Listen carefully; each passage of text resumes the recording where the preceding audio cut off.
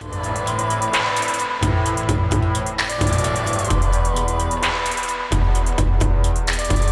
everybody. I feel like I should tell a joke after the last lady. She was so funny. But before I start, it reminded me when she was talking about children. I teach children. I teach dance to children. And last week I was sitting with my class of students, and I have to take the roll, and I say the roll, the name of the kid, and little boy says, "I like ice cream," instead of "here." And everybody cracked up. It was so funny, and I just was like, really? Well, it's not really that funny, but what's the joke? I don't get it. And, I just thought, I love the fact that they're so connected to joy. And we do this thing called freeze dance, where I give them sometimes just music, and then I'll push stop or pause, and all the kids will dance, and when they stop when the music stops. Or sometimes I give them cues like dance backwards or jump up and down, do different things. And one time I said, "Today's the happiest day of your life. Dance like it is." And they had no problem going there. It wasn't like, "But it's not." Adults are not going to, adult is just going to be like, "I am sorry, but I cannot go there because today is not my," and so anyway. So I came to talk about my creativity and what it is to me as a dancer and a choreographer and that kind of thing.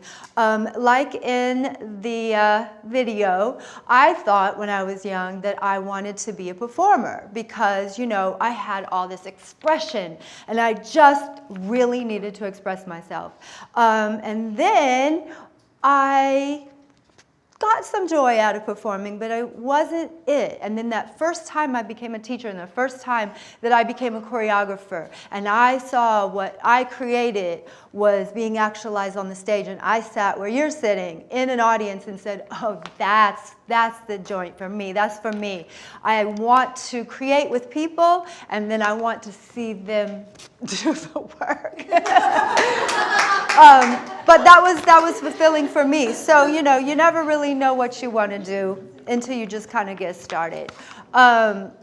So also, who is in front of me depends on what is created, meaning my dance company right now, Soul Force Dance Company, consists of 15 dancers. And out of those 15 dancers, whatever I create with them is going to depend on who those people are, what they bring to that room, and what they bring as physically and emotionally and spiritually and everything. So where I am, who they are, really depends on what the outcome is that we create. I don't just walk in and just try to stuff them into a mold of what exactly my vision is as a choreographer. And when I do rehearse with them, I choreograph most of the time right on the spot. Walk in without a whole lot of actual for sure ideas and just kind of put things on them.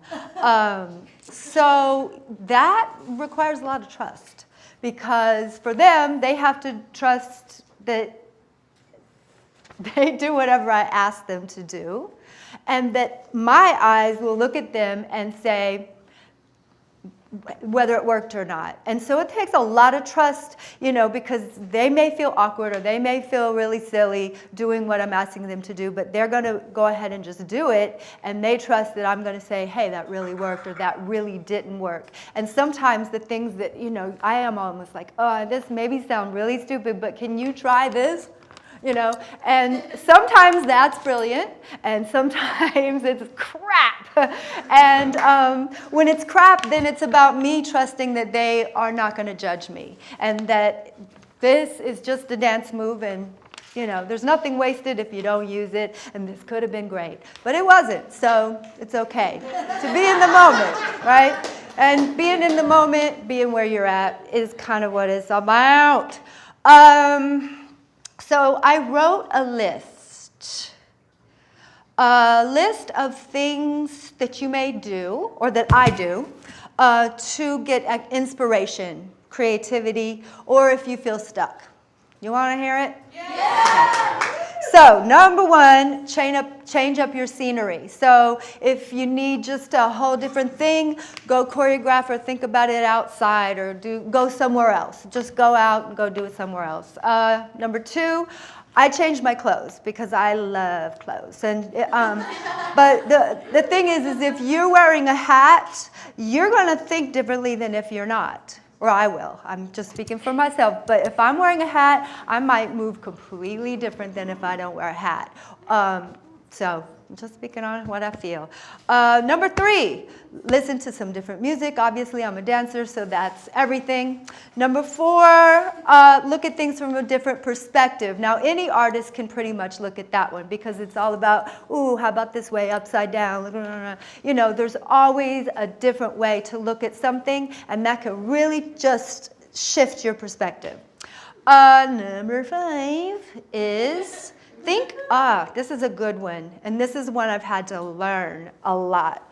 Think of the simplest of options. And honey, no, because I'm complicated sometimes. Simple can sometimes have so much power. And I wrote this, you can always add more layers to simplicity if needed. And thank you, I know, I like it. And lastly, I wrote, go away. Oh, no, I wrote three more. Never mind. And number six is go away and come back later. And they've done studies on this, is that if you just forget something and you just let it go and you come back, you have a whole new refreshed thing. Number seven is I close my eyes and I visualize things. And sometimes I will be with my dancers and I'll just go, I'll be back in a minute. Okay, and they're like, what? Where'd you go? I was looking at it, and it helped a lot. And then lastly, I wrote, ask, my dancers the feedback. But of course, then you're getting 15 freaking people telling you 15 things, and that can be, pretty overwhelming. So, lastly, let's see. This event is about women in particular finding their voice and their power. I want to share with you what it's like being a woman and doing what I do. I truly carved my own way in this world. With very few women doing what I do, I ended up following what moved me most. And that is teaching, choreographing my dance company and the festival, which, I really didn't have anybody to say, I want to do it like them, because the festival is unlike anything that's really been out there. Most hip-hop dance events are competition-based, about battles and competitions and prizes. And even though I have respect for that, it's not what moved me. What moved me was the sophistication and the artistry of these dance companies that I absolutely have to bring and share with the Bay Area every November at the Palace of Fine Arts. Thank you.